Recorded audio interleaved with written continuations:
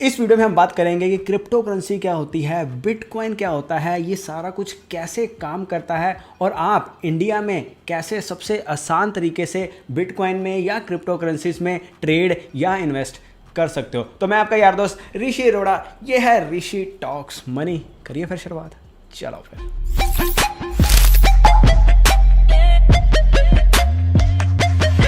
सबसे पहले समझते हैं कि क्रिप्टो करेंसी क्या होती है। आसान से आसान भाषा में आप गूगल पे यूज़ करते होंगे। जब हम गूगल पे कोई ट्रांजैक्शन करते हैं तो गूगल पे हमें स्क्रैच कार्ड देता है। जब हम उन स्क्रैच कार्ड को स्क्रैच करते हैं या तो हमें किसी वेबसाइट का कूपन मिल जाता है या फिर हमें रुपीस मिल जाते हैं जो हमारे बैंक अकाउंट में ऑटोमेटिकली ऐड हो जाते हैं।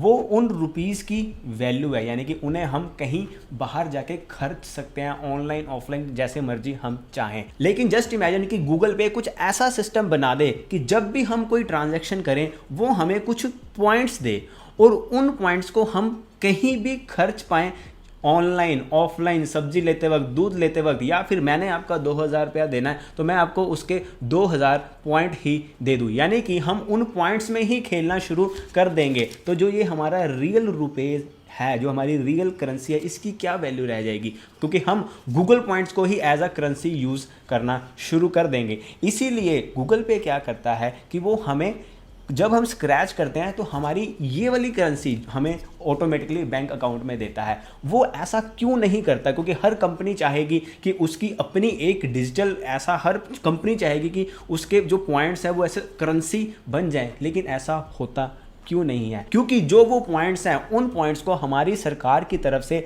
लीगल टेंडर नहीं माना जाता। लीगल टेंडर क्या होता है कि आप उसे कहीं कुछ भी सर्विसेज या फिर प्रोडक्ट को खरीदने के लिए यूज़ नहीं कर सकते। इसीलिए गूगल पे स्क्रैच करने पर हमें पैसे देता है। उस स्क्रैच पे पॉइंट्स अगर वो दे फॉर एग्जांपल, तो उन पॉइंट्स को कोई लीगल टेंडर नहीं माना जाएगा। ऐसे ही क्रिप्टो करेंसी एक डिजिटल करेंसी है। जैसे कि गूगल पे अगर हमें पॉइंट्स दे तो वो पॉइंट्स डिजिटल हो जाएंगे, बट उन पॉइंट्स को हम हाथ में नहीं पकड़ सकते। वैसे ही जो हमारी डिजिटल करेंसी है, क्रिप्टो करेंसी है, उसे हम हाथ में नहीं पकड़ सकते। जैसे हम इस रुपये को तो हाथ में पकड़ सकते हैं, फील कर सकते हैं। हम बिटकॉइन, आपको लगता होगा कि ऐसा दिखता है, रियलिटी में ऐसा नहीं दिखता। वो एक डिजिटल है, हाथ में नहीं पकड़ा जा सकता। बस डिजिटली डिजिटल करेंसी इधर उधर होती है। एग्जाम्पल के साथ समझते हैं कैसे। जैसे कि आपने नेट बैंकिंग में लॉगिन किया और वहां से आपने 5000 रुपये किसी दोस्त के अकाउंट में ट्रांसफर कर दिए। उसने भी नेट बैंकिंग के थ्रू किसी और दोस्त के आगे ट्रांसफर कर दिए और उसने कार्ड के थ्रू स्वाइप करके कुछ खरीद लिया। अब यहां पे हुआ क्या है कि पैसा किसी ने फील नहीं किया है, बस इलेक्ट्रॉनिकली पैसा नंबर्स में ट्रांसफर हुआ है एक अकाउंट से दूसरे अकाउंट में, एंड में जाके उसने स्वाइप के थ्रू खर्च दिया। ऐसे ही हमारी क्रिप्टो करेंसी डिजिटल करेंसी होती है, जो आपके अकाउंट में एक नंबर होता है, उस नंबर की वैल्यू है। जैसे कि जब आपके अकाउंट में जो भी बैंक बैलेंस है वो नंबर दिख रहा है ना, उस नंबर की वैल्यू है। लेकिन अब आप सोचोगे कि नेट बैंकिंग के थ्रू ये सारा काम हो तो रहा है, फिर हमें क्रिप्टो करेंसी की ज़रूरत क्या है? जो क्रिप्टो करेंसी पे विश्वास रखते हैं वो ये मान रहे हैं कि जो अभी हमारा पैसा है वो कुछ ही इंस्टीट्यूशंस हैं उनके ऊपर डिपेंड है, जिसके कारण क्या होता है कि करप्शन होने के चांसेस बहुत ज़्यादा हो जाते हैं। जैसे कि अभी कुछ बैंक्स में करप्शन हुई है, जिसके कारण क्या हुआ कि लोग अपना पैसा खुद ही नहीं निकाल पाए,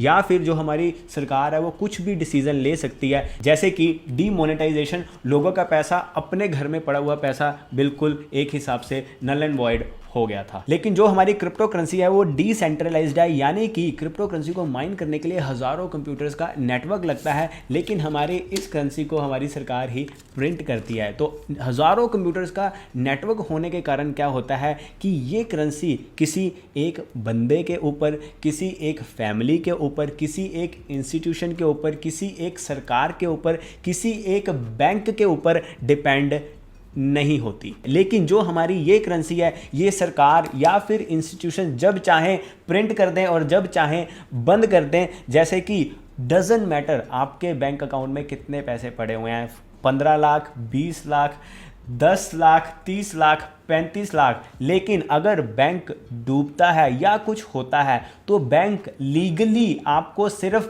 5 लाख देने का ही हकदार है।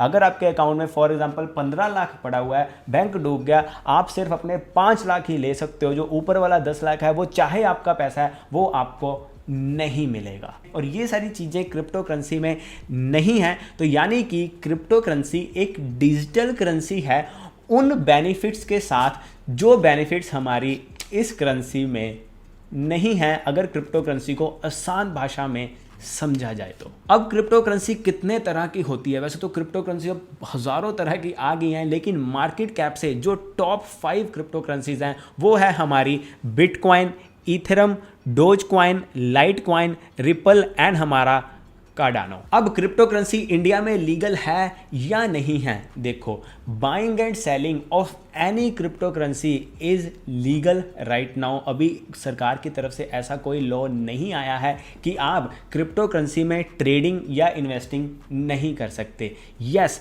क्रिप्टो करेंसी हालांकि लीगल टेंडर नहीं है इंडिया में। इंडिया के लॉ के हिसाब से लीगल टेंडर का अगेन यही मतलब है कि क्रिप्टो करेंसी के थ्रू आप उसे कोई प्रोडक्ट या फिर सर्विसेज नहीं खरीद सकते। यानी कि आप अपनी क्रिप्टो करेंसी आप उससे पिज़्ज़ा ऑर्डर नहीं कर सकते या फिर XYZ सर्विसेज नहीं ले सकते। अब आप इंडिया में कैसे आसान से आसान तरीके में क्रिप्टो करेंसीज में इन्वेस्ट कर सकते हैं? इंडिया का एक यूजर फ्रेंडली क्रिप्टो एक्सचेंज है CoinDCX Go, जहां पे आप बड़े आराम से जितने भी हमारे फेमस क्रिप्टोज हैं उनमें आप इन्वेस्ट कर सकते हो और ट्रेडिंग भी कर सकते हो। CoinDCX Go is simplest app with highest security for crypto in India, जो कि है सिक्योर्ड बाय BitGo। डाउनलोड करें, लिंक नीचे डिस्क्रिप्शन में दिया गया है। उसके बाद आपको बस अपना एक बैंक अकाउंट लिंक करना है और आप मिनिमम से मिनिमम 100 रुपये भी डिपॉजिट कर सकते हो और मिनिमम से मिनिमम 10 रुपये से भी क्रिप्टो में इन्वेस्टमेंट स्टार्ट